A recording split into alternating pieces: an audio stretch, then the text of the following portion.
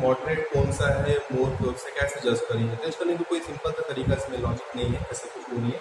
बस ये देखते हैं कि पावर ट्रांसमिशन जो हमारे पास एक शाफ्ट से दूसरे शाफ्ट, अगर मेरे पास पहला शाफ्ट है दूसरा शाफ्ट है, अगर ये रोटेट हो रहा है तो ये भी रोटेट होना चाहिए। सीधी सी बात है कि ये रोटेट हो रहा है तो ये भी रोटेट होना चाहिए, इसके साथ साथ रोटेट होना चाहिए, दोनों में कोई डिफरेंस नहीं होना चाहिए। क्लियर है? तो पावर ट्रांसमिशन जितना इसके पास होगा रेड वाले शाफ्ट के पास, उतना ही ब्लू वाले शाफ्ट के पास पावर ट्रांसमिशन होगा। क्लियर है? तो मॉडरेट मतलब ये हुआ कि जितना भी पावर हमारे पास है पहले वाले शाफ्ट के पास है ना, अगर मान लो कि हमारे पास पहला शाफ्ट ये दिया हुआ, सेकेंडरी शाफ्ट हमारे पास ये है, तो उस वाले केस में अगर जितना भी पावर हमारे पास इस वाले में है पहले वाले शाफ्ट में, उतना ही पावर इसमें मिलना चाहिए। और अगर उससे कम मिल रहा है तो उसे हम बोलते हैं कि हाँ वो मॉडरेट पावर को ट्रांसमिट कर रहा है, यानी कि पावर हमारे पास जो है वो फर्स्ट वाले में तो 100% हमारे पास पावर है, और वो सेकंड वाले में 90% को ट्रांसमिट कर रहा है, यानी कि 10% इसमें लॉसेस है। तो लॉसेस कहाँ आते हैं? लॉसेस बेल्ट ड्राइव में और रोप ड्राइव में आते हैं कि ड्यू टू फ्रिक्शन। फ्रिक्शन मतलब ये होता है कि अगर मान लो कि स्लिप जाते हैं, है ना, अगर उसमें फ्रिक्शन अच्छी नहीं है, ग्रिपिंग अच्छी नहीं हो रही उनके बीच में, पुली और रोप के बीच में या पुली और बेल्ट के बीच में अगर फ्रिक्शन अच्छा नहीं है या स्लिप कर जा रहे हैं, तो उसमें क्या हो जाते हैं, लॉसेस होते हैं, जिसके कारण पूरा का पूरा पावर ट्रांसमिट नहीं हो सकता। इन केस ऑफ चेन और गियर ड्राइव में ऐसा कुछ भी नहीं है। चेन बस फ्लेक्सिबल फॉर्म में होता है और ये फिक्स्ड फॉर्म में होता है, इसमें रिजिड बॉडी रहती है। फिर लेकिन पावर का ट्रांसमिशन इसमें कुछ लॉसेस नहीं होते, क्योंकि पूरा पॉजिटिव पावर इसमें भी रहता है, पॉजिटिव पावर इसमें भी, जितने अमाउंट ऑफ पावर एक शाफ्ट में होगा उतनी अमाउंट ऑफ पावर दूसरे शाफ्ट में ट्रांसमिट करेंगे। फिर इसलिए क्या कहते हैं, मोर पावर ट्रांसमिशन, यानी जितना अमाउंट ऑफ इसमें होगा उतनी अमाउंट इसमें जाएगा। क्लियर? अब बात करते हैं स्लिप की।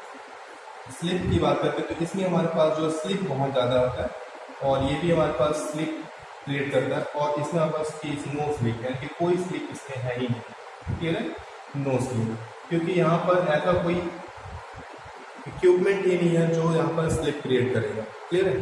तो यहाँ पर इसमें स्लिप ज़्यादा होते हैं, इसमें भी स्लिप ज़्यादा होते हैं, और इसमें स्लिप नहीं है क्योंकि स्प्रॉकेट और चैन की बात करें तो इसमें पावर ट्रांसमिशन पॉजिटिव वे में होता है। यहाँ पर टील्स रहते हैं तो भी इसमें पॉजिटिव वे में रहेगा। बस यहाँ पर क्या फ्रिक्शंस के कारण जो होते हैं स्लिप अकर्स जाते हैं, यानी कि स्लिप कर जाते हैं बेल्ट और पुली आपस में। ठीक है? इसलिए स्लिप इसमें ज़्यादा होते हैं, इसमें स्लिप नहीं होते। ठीक है?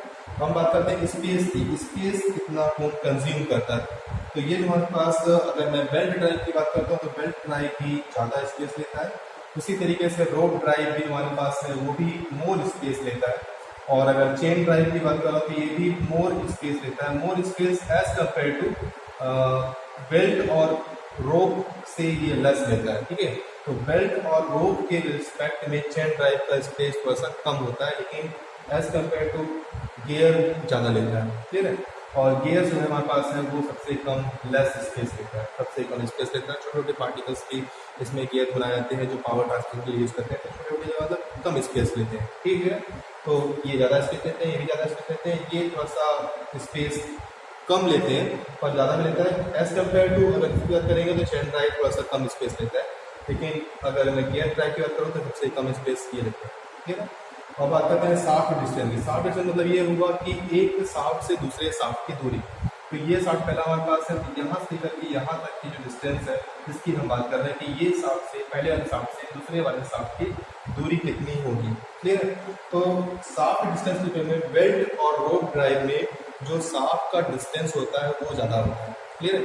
मतलब जो डिस्टेंस है between one shaft to other shaft, ये बेल्ट ड्राइव और रोप ड्राइव में मैक्सिमम होते हैं। क्लियर है? तो इसमें लिखते हैं कि इसमें जो हमारे पास है distance between shaft hormone. Clear है? तो इसमें हमारे पास ज़्यादा हो जाएंगे। और अगर मैं बात करता हूँ चेन ड्राइव की तो इसमें लेस होते हैं, और इसमें भी हमारे पास लेस होते हैं, यानी कि चेन ड्राइव में और गियर ड्राइव में स्पेस जो है शाफ्ट की वो कम होते हैं, है ना। अगर मैं देखूँ चेन ड्राइव में तो इससे भी कम गियर ड्राइव में स्पेस होता है। ठीक है?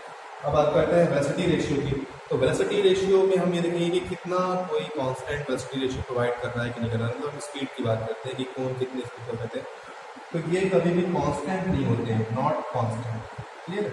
तो ये कभी भी कांस्टेंट वेलोसिटी रेशियो प्रोवाइड नहीं करते। उसी तरह से सेम ये भी है कि ये जो हमारे पास है ये भी कांस्टेंट वेलोसिटी प्रोवाइड करते हैं, है ना। तो ये भी हमारे पास जो है वो देते हैं कांस्टेंट, ये जो हमारे पास है ये प्रोवाइड करते हैं कांस्टेंट वेलोसिटी, और ये भी प्रोवाइड करेंगे हमारे पास कांस्टेंट वेलोसिटी, यानी कि जितनी वेलोसिटी उसके पास है वो दूसरे वाले को देने के लिए सक्षम है। यानी पावर ट्रांसमिशन के लिए वहाँ पर वेलोसिटी रेशियो बहुत इंपॉर्टेंट रहता है, जिससे हम डिसाइड करते हैं कि दूसरे वाले को यानी अदर साफ को कितना हमें उसमें स्पीड प्रोवाइड करना है, कम करना है या ज़्यादा करना है। तो इसमें हमारे पास जो है वो वेलोसिटी का जो रेशियो हमारे पास है वो कांस्टेंट नहीं होता है, ना कि बेल्ट ड्राइव में ना ही रोड ड्राइव में, और चेन ड्राइव में और गियर ड्राइव में वेलोसिटी हमारे पास जो रेशियो है वो कांस्टेंट होते हैं। ठीक है, तो ये हमने पढ़ लिया पावर ट्रांसमिशन थ्रू बेल्ट, रोप, चेन और गियर ड्राइव।